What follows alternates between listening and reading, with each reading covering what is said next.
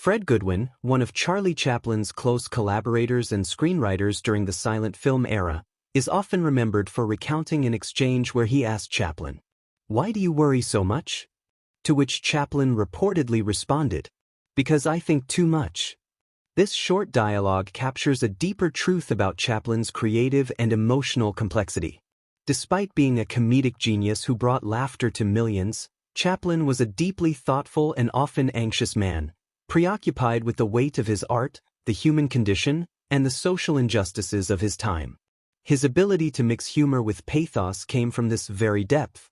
This quote often resonates with artists and thinkers alike, suggesting that there is often great introspection and struggle behind great art and humor. Chaplin's answer, "Because I think too much," reveals a striking contrast between the public persona of the carefree tramp and the private mind of the man who created him.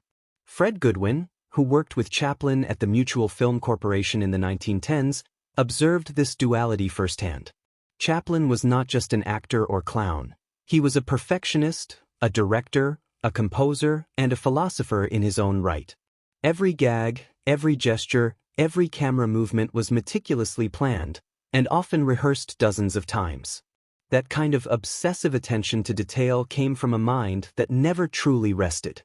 Chaplin once said, "Life is a tragedy when seen in close-up, but a comedy in long shot."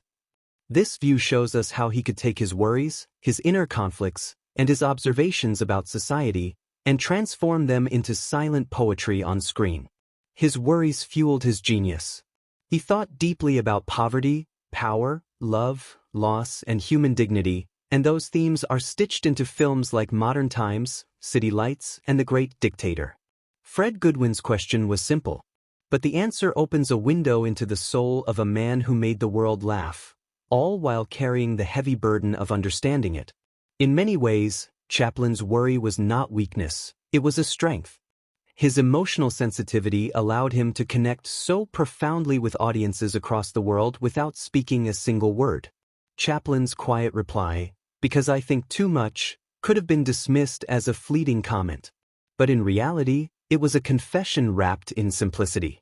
It wasn't just that he thought a lot, it was how he thought.